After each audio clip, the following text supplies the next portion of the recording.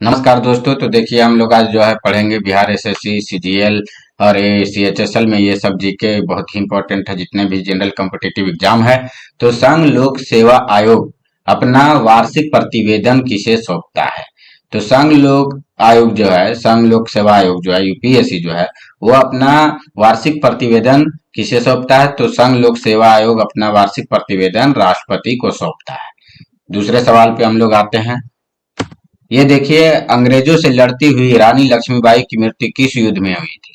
तो आप लोग सभी जानते होंगे कि एक नाला पार करने में रानी लक्ष्मीबाई जो है वो मृत्यु हो गई थी। तो उस युद्ध का क्या नाम है? क्या कानपुर की लड़ाई में मृत्यु हुई थी, या ग्वालियर की लड़ाई में हुई थी, या झांसी की लड़ाई में हुई थी? बहुत सारे लोग झांसी की लड़ाई में मार देते हैं, लेकिन ये जो है पूरी तरह से गलत है। इसका आंसर कालपी की लड़ाई होगा, यानी आंसर नंबर डी होगा।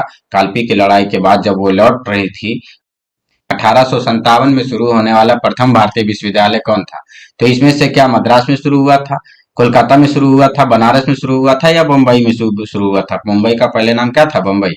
तो ये देखिए, हमारा जो 1857 में शुरू होने वाला प्रथम भारतीय विश्वविद्यालय था वो कोलकाता में शुरू हुआ था। नेक्स्ट क्वेश्चन पे आते हैं।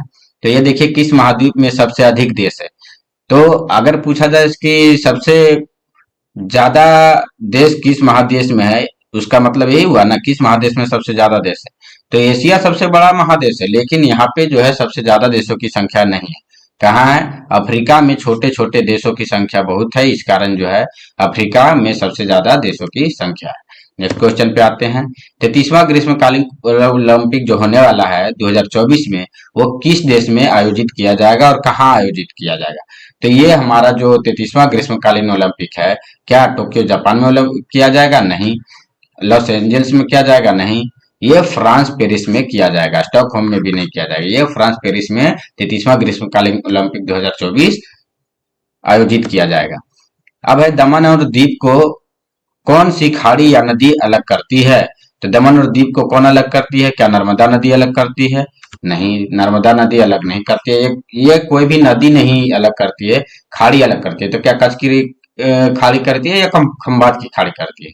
तो खंबात की खाड़ी जो है अलग करती है, ये कच्छ की खाड़ी अलग नहीं करती है। नेक्स्ट क्वेश्चन पे आते हैं। भारतीय उपमहाद्वीप वास्तविक रूप में एक बड़ा भूभाग था जो पहले क्या कहलाता था? यानी कहने का मतलब ये पहले एक बड़ा भूभाग था जो बाद में जो है दो भागों में बटा। ठीक है, तो ये प्रारंभ में गोंडवाना महाद्वीप के नाम से जाना जाता था, जो बाद में दो भाग में टूट करके जो है अलग हो गया था। नेक्स्ट क्वेश्चन पे आते हैं। किस धर्म सुधारक की मृत्यु भारत के बाहर हुई थी? तो किस धर्म सुधारक की मृत्यु भारत के बाहर हुई थी? ज्योतिबा फुले की तो भारत में ही हुई थी, ये नहीं होगा। और राजा राम मोहन की मृत्यु भारत के बाहर हुई थी। ये स्वामी दयानंद सरस्वती की भी मृत्यु जो है भारत में हुई थी। रामकृष्ण परमहंस की भी मृत्यु भारत में हुई थी। राजा राम मोहन राय ही एक ऐसे व्यक्ति थे इसमें से जिनका मृत्यु जो है भारत के बाहर हुई थी। अब स्वामी विवेकानंद का मूल नाम क्या है? तो बहुत लोग जो है कृष्णदत्त लगा देते हैं, कोई सिद्धार्थ लगा देते हैं। तो सिद्धार्थ जो है गौतम बुद्ध का था, ये नहीं है। हमारा जो है नरेंद्र नाथ, या केवल नरेंद्र भी ऑप्शन में दे सकता है। नरेंद्र नाथ दत्त ही जो है विवेकानंद का मूल नाम था। ये बटुकेश्वर दत्त भी नहीं है, ये कृष्णदत्त भी नहीं है, ये सिद्धार्थ भी नहीं है, नरेंद्र नाथ दत्त होगा। अगले सवाल पे आते हैं। किसने कहा था मेरी पीठ पर किया जाने वाला प्रत्येक प्रहार ब्रिटिश साम्राज्य के कफन में एक कील सिद्ध होगा? यानी कहने का मतलब यह है कि कहे थे कि मुझे जितना पीटा जाएगा, पीठ पर जितना प्रहार किया जाएगा, उतने जो है कील के सम्मान जो है वो ब्रिटिश साम्राज्य को चुभेगा बाद में। तो वो कौन से व्यक्ति थे जो ऐसा बोले थे? तो लाला लाजपत राय ऐसा बोले थे कि मेरी पीठ पर किया जाने वाला प्रत्येक प्रहार ब्रिटिश साम्राज्य के कफन में एक कील के समान होगा। नेक्स्ट क्वेश्चन पे आते हैं। टाइफून नामक चक्रवात कौन से क्षेत्र में अधिक प्रभावित होता है? यानी कौन सा क्षेत्र अधिक प्रभावित होता है टाइफून से? तो वो क्षेत्र कौन सा है? तो क्या ऑस्ट्रेलिया है? नहीं, ऑस्ट्रेलिया नहीं है। एशिया भी नहीं है, अमेरिका भी नहीं है। ये चीन सागर है जो टाइफून से बहुत अधिक प्रभावित होता है। भारत की राष्ट्रीय आय का प्रथम मापन किस व्यक्ति के द्वारा किया गया था? किसने किया था? तो क्या विलियम डिकबॉय ने किया था? नहीं। पहला नंबर तो ये समझ लीजिए कि वो एक भारतीय व्यक्ति थे। तो वो कौन थे? दादा भाई नौरोजी थे। जिन्होंने जो है राष्ट्रीय आय का प्रथम मापन किया था। नाबार्ड की स्थापना किस वर्ष हुई थी? तो नाबार्ड जो बैंक ग्रामीण क्षेत्रों के लिए था, तो इस नाबार्ड बैंक का जो स्थापना था वो 1982 में हुआ था। 1992, 1962, 1952 में नहीं, 1982 में नाबार्ड की स्थापना हुई थी। गरीबी उन्मूलन का नारा किस पंचवर्षीय योजना में दिया गया था?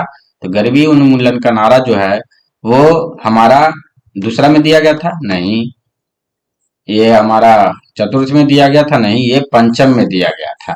गरीबी उन्मूलन का जो नारा है वो पंचम पंचवर्षीय योजना में दिया गया था। ये भी गलत है, षष्ठी नहीं होगा, पंचम होगा। भारत में गरीबी को किसने परिभाषित किया था? यानी कहने का मतलब कि किसके द्वारा जो है गरीबी को परिभाषित किया जाता है, किसने गलती से बोल दिया, वो किससे परिभाषित किया जाता है, कहने का मतलब किस आधार पे जो है पता लगता है भारत में कि आदमी गरीब है या नहीं। तो यहाँ कैलोरी प्राप्ति से होगा कि आदमी जो है कितना कैलोरी ले पा रहा है, उस आधार पे हम लोग जो है यहाँ भारत में गरीबी का निर्धारण करते हैं। अगर 2100 कैलोरी शहर में और गांव में 2400 कैलोरी ले रहा है तो उतना पर्याप्त है, और उतना मिल रहा है, उससे ज्यादा मिल रहा है तो वो जो है गरीबी रेखा के नीचे नहीं आता है। हमारा जो है उससे 200-300 कम रखा गया है, जैसे 2100 है, तो अगर 1800 कैलोरी नहीं किसी को मिलता है तो वो गरीबी रेखा में आता है। नेक्स्ट क्वेश्चन पे हम लोग आते हैं।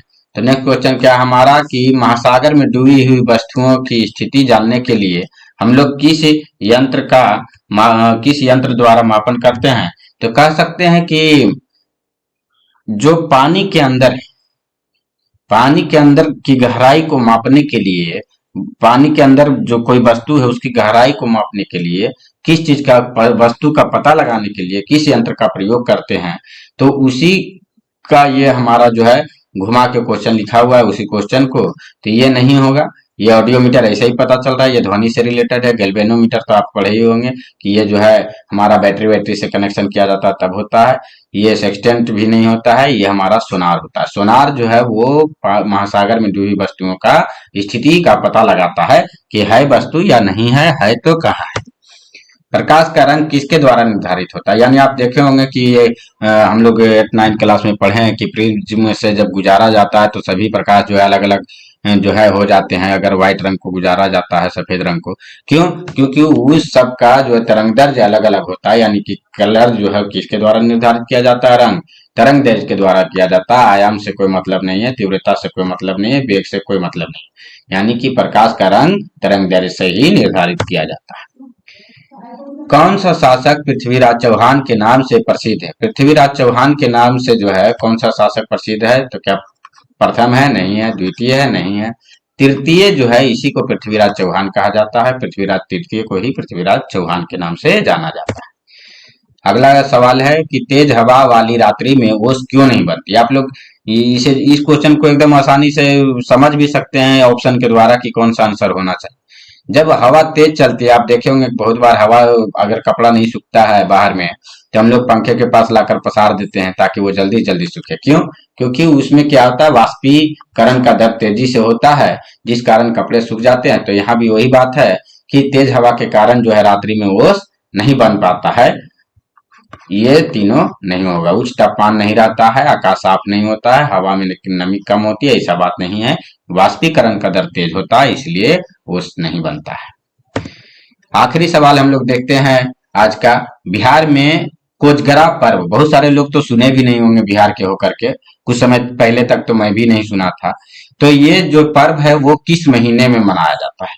तो ये जो कोजगरा पर्व है वो खास करके जो है उत्तरी बिहार में मनाया जाता है और आश्विन के महीने में मनाया जाता है। ये भादो के महीने में नहीं मनाया जाता है, माघ में भी नहीं मनाया जाता है। चैत में तो एक तरह का छठ मनाया जाता है। छठ हमारे यहाँ दो तरह का मनाया जाता है, एक चैत में और एक कार्तिक में मनाया जाता है। तो यहाँ आश्विन में कोजगरा नामक पर्व जो है बिहार में मनाया जाता है। तो हम आशा करते हैं दोस्तों कि आपको हमारा वीडियो पसंद आया होगा। तो हमारे वीडियो को सब्सक्राइब करें, हमारे चैनल को, और हमारे वीडियो को शेयर करें अधिक से अधिक, ताकि और भी लोग इसका फायदा उठा सके और मुझे भी जो है आप लोग का सपोर्ट मिले। तो धन्यवाद दोस्तों, अब मिलेंगे हम लोग अगले क्लास में।